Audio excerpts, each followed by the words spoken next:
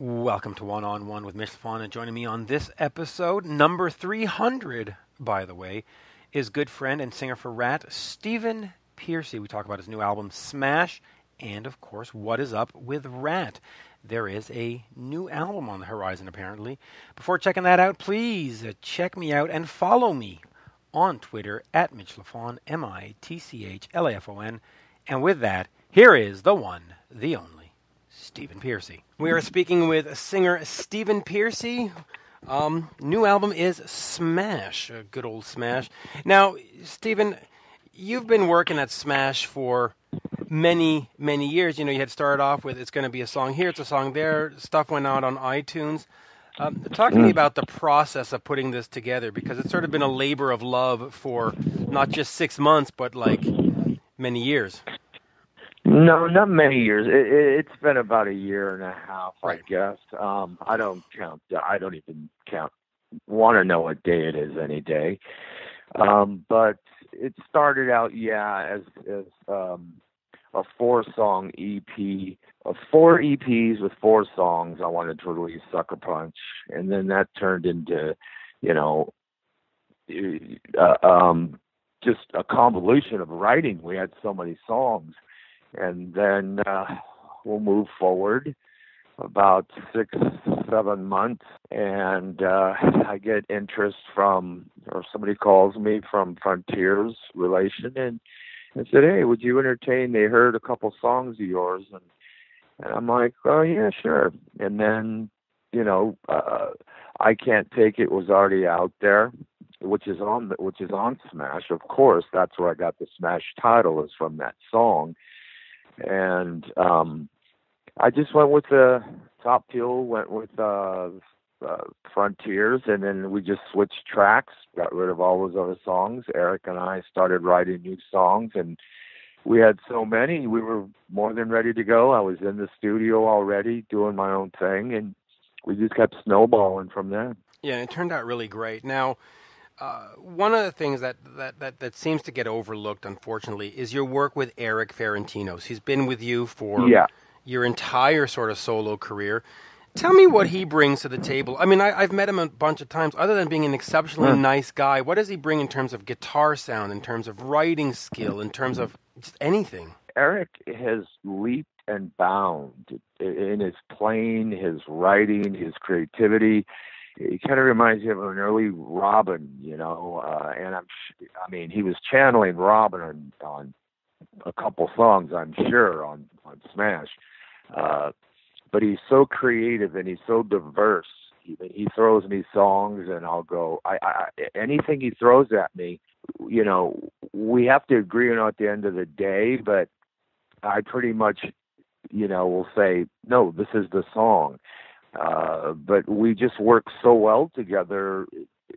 It's the oddest thing. We have the same mindset. We have the same music interests.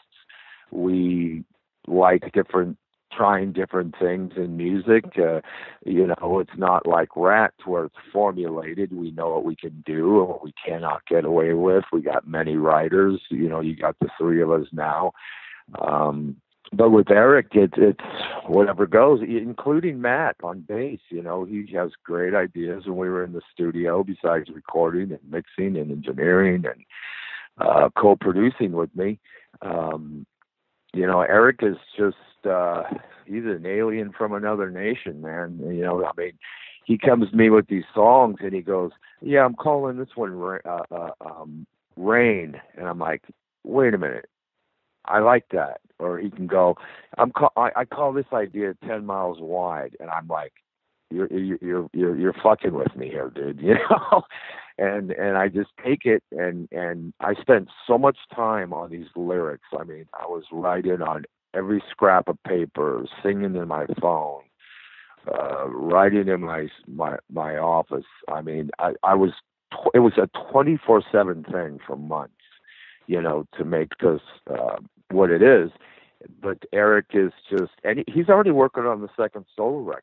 That's how what the guy does. He's just this writing machine, and he can sing too. He's no slouch, he has his own solo thing he does, Anti-Division when he wants, but he's he plays like a motherfucker too, Yeah, he really does. Now, you had released solo albums on Top Fuel Records, and you had even signed some bands to Top Fuel Records.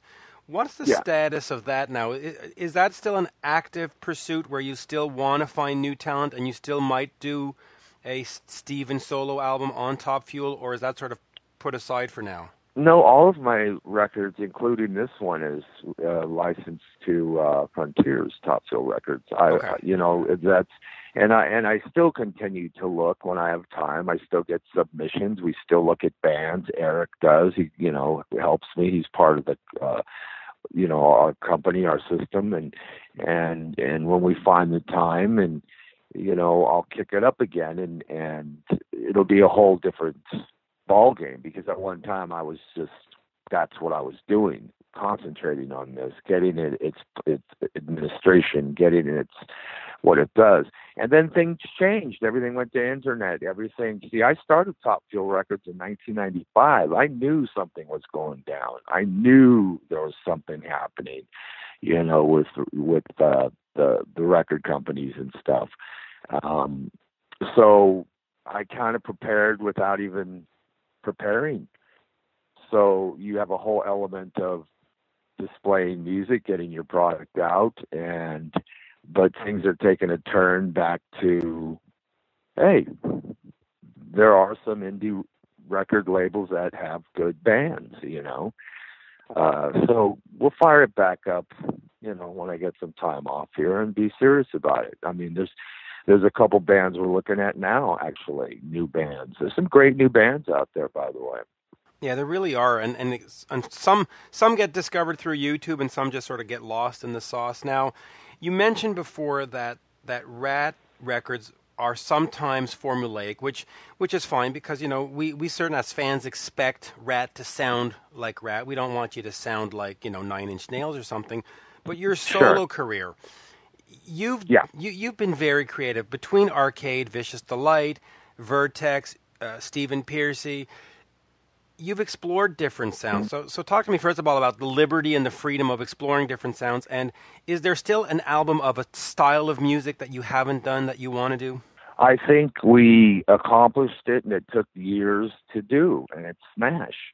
I mean, we deliberately sat down, Eric and I and the guys, and we went, we've got to really do something different here. We've got to step up to I Can't Take It, the production Bo Hill did on that song. And we ended up, like I said, producing it. And we're not new to the game here.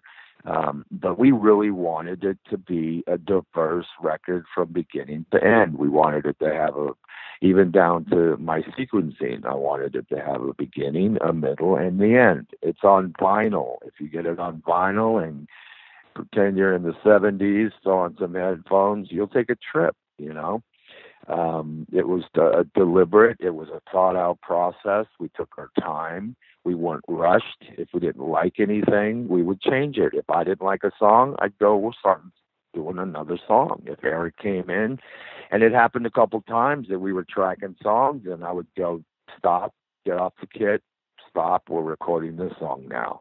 And they'd be go, oh, Jesus, this guy's fucking nuts. Yeah, of course. We wanted the best record, and we wanted diversity. We wanted, even lyrically, I'm glad the lyric sheets are in there, because it's what I'm talking about are various things that I've never spoken about. And then there's, the fun songs, the lollipops and lollipop and whatever. But some of these other songs, they, for example, you'll need a Western slang dictionary to figure out what's the one song?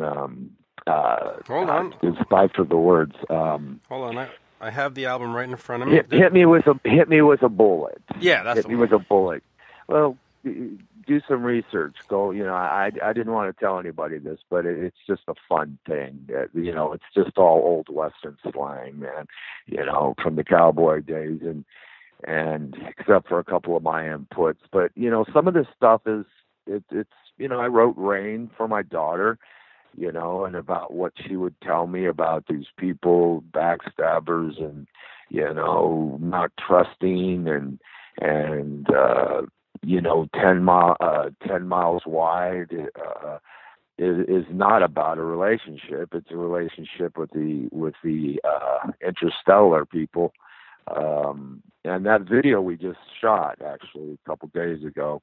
And, down to Summer's End, we wanted to end the record with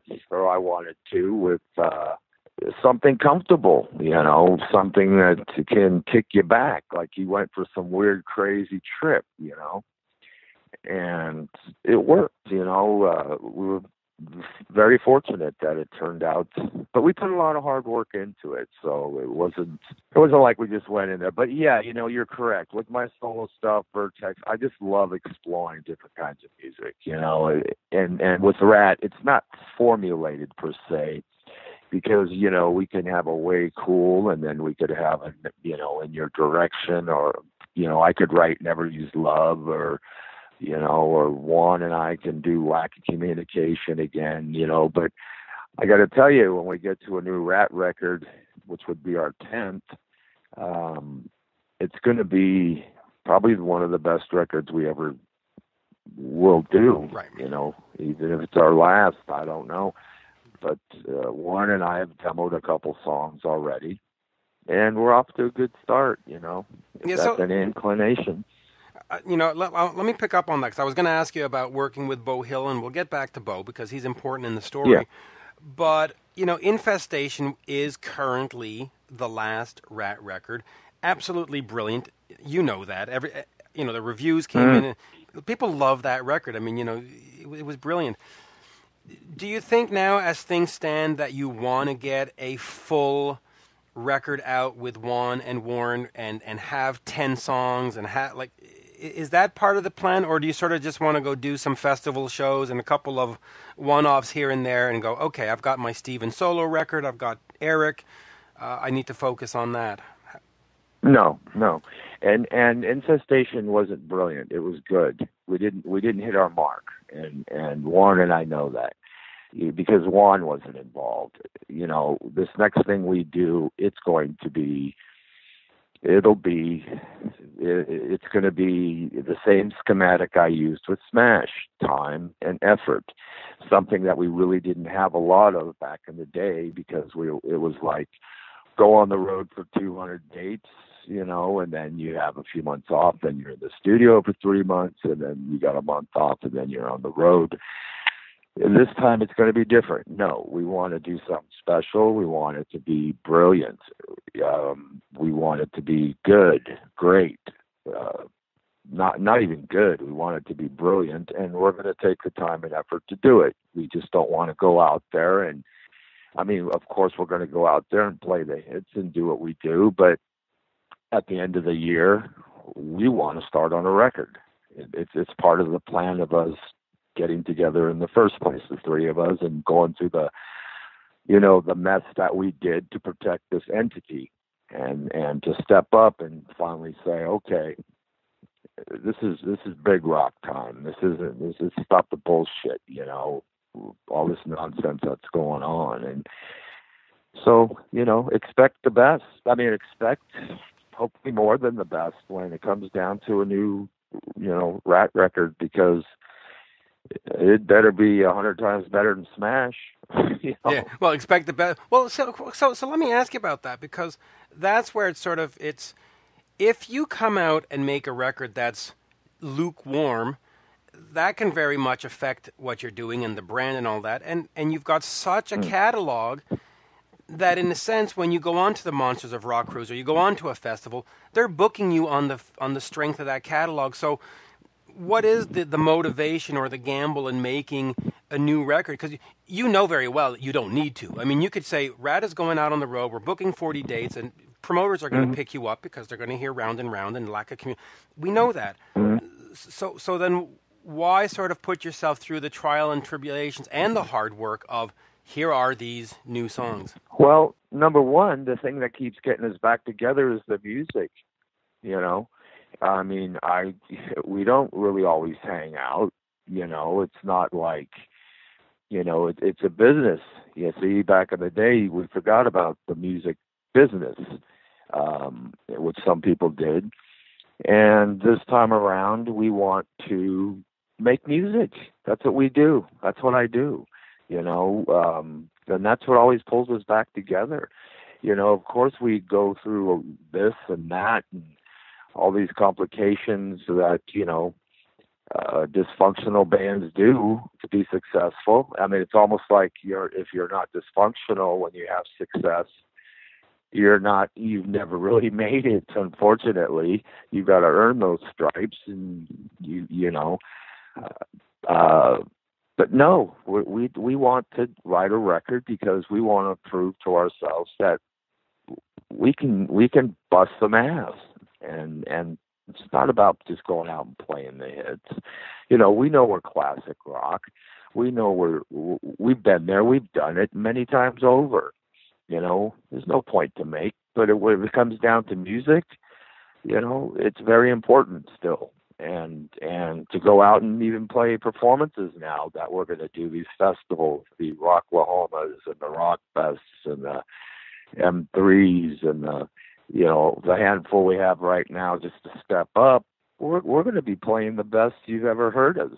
I mean, it's a totally different environment, sober environment for all of us, and it's going to be a whole nother world, Yeah, it really is. Now, you did mention dysfunction, and most people would walk away from the dysfunction and never look back. But what is it about Juan and Warren that they add to your sound and your vocals add to their guitar? What is it about those guys that you just, it just works? That chemistry it's just magic, right? Mm-hmm. Yeah, well, first off, without Robin, we're not really complete. All I can do is make sure he's channeled in there somewhere, and his legacy lives on, and he's not forgotten. I mean, even when I write my own music, I think about Robin.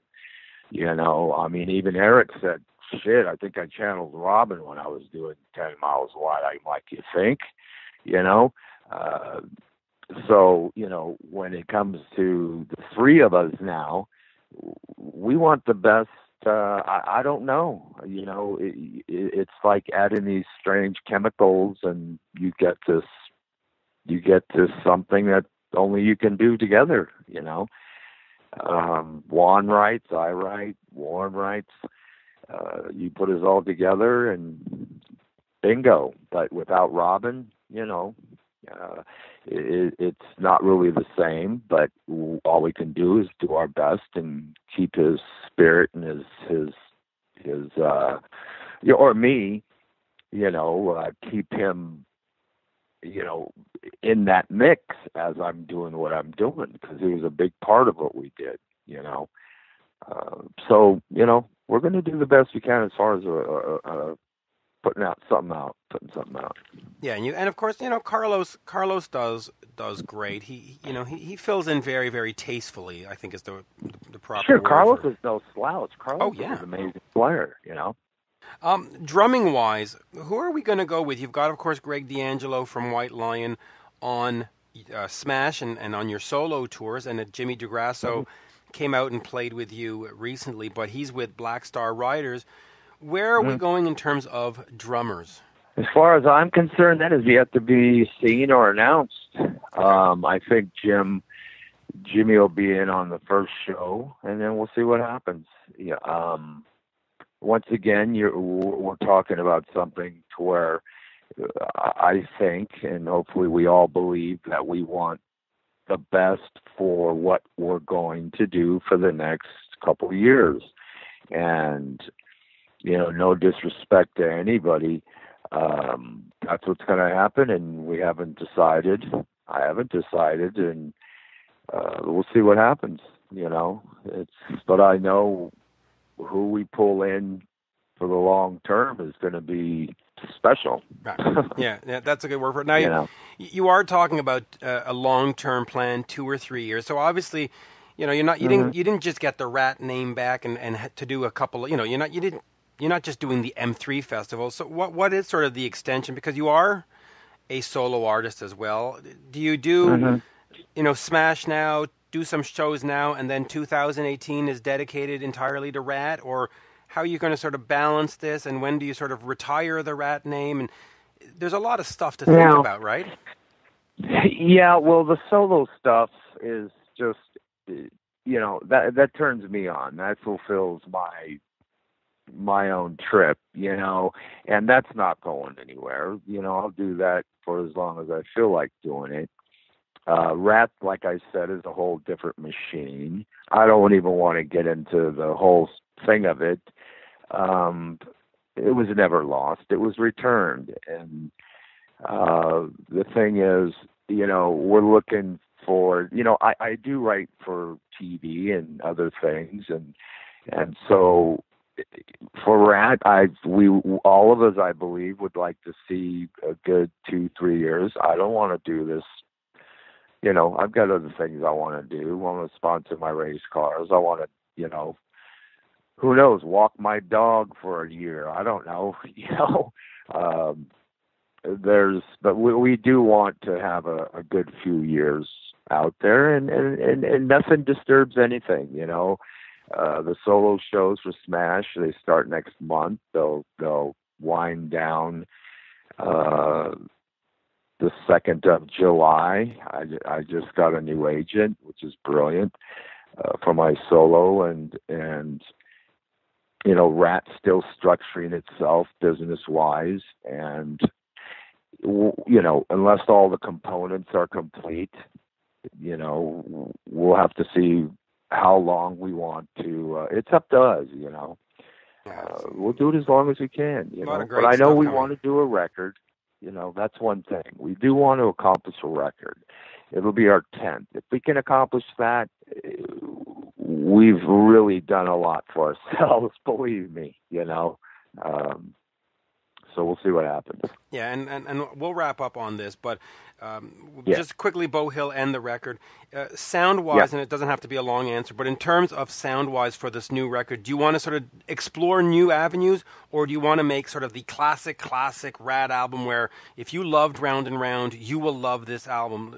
Sort of musically, where do you see that 10th album going? With my record, unfortunately, Beau was only able to do one song because we've always kept in touch, but we have a schematic, Beau and I, for the RATT sound. Contrary to what people think, they think there's like a million of my voices and there's like triple, double, whatever the hell they think. I don't know, but we know, and I know. It's wide open. I've always wanted Beau involved in the mix with RATT. I don't know, but I want it to sound like it's going to sound like RATT, period. I don't think there's anything I can do to get away from that sound. Well, yeah, especially with those guys. I mean, with you and Juan and Warren, it's going to sound like RATT, even if you're singing about the phone book, for crying out loud. It's going to sound like RATT.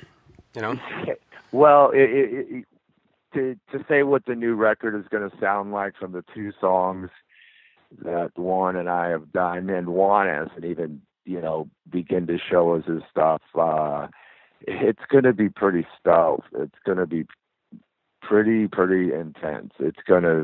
We're not going to be trying to, create some new thing, but we want something the caliber of EP meets Cellar and Invasion is our plan. Oh, that sounds that is what I like to hear, because the EP is so sadly ignored. I mean, it is one of the greatest pieces of, it's like the greatest 25 minutes of music that was put out in the 80s. It's just wonderful. But yeah, everybody's bootlegging the hell out of it, but you know what? We're gonna eventually get it out there, released, and those are old Mickey RATT songs, man. By the way, besides You Think You're Tough. So, as long as we can pull those 3 entities and put them in a blender and get what we need, we're happening. Yeah, you're happening. And we'll look forward to that. Hopefully it'll be sooner rather than later, because the world needs new music. And, of course, Smash is the latest from you. And without wanting to sound cliche, I mean, it's a smash, right? Well, I mean, we're very happy about it. I'm hearing, I'm getting notes, number one on radio and here and there. It's terrestrial or testicle radio, whatever you want to call it. I don't know, but it's doing its thing. We're very happy, and hey, look, this day and age, it's a privilege for RATT, for myself, for anybody to be kicking this long and doing this and being it's appreciated. Believe me personally, it doesn't go unnoticed. I appreciate. I don't disrespect anybody who steps up and say, "Hey, that's way cool." Yeah, it is way cool. Stephen, always a great pleasure, and hopefully we will see the solo show back in Ottawa and Toronto soon, and and then we'll see the big show, hopefully in Montreal or at a festival near me at some point. Always a pleasure. Soon enough, my friend. Any information they can find on my website, stephen-pearcy.com, and it looks to be a RATT and roll smash year, Yeah, well, that's what I like to hear. Thank you, sir. Thank you very much. We'll do this again soon. All right. Bye-bye now. And there you have it, folks, my interview with RATT frontman Stephen Pearcy. Is it just me, or would the entire RATT story just make one heck of a great, great movie? I think Hollywood should get on that. But in the meantime, 2017, 2018 seems to be the year of RATT and roll, and I, for one, am very, very pleased about that. And there you go. Please check me out on Twitter at Mitch Lafon, MITCHLAFON, and if you can, hit that little button that says follow. And with that, I bid you a fond, fond farewell. Auf Wiedersehen, au revoir, and whatever else. Bye for now. Oh my.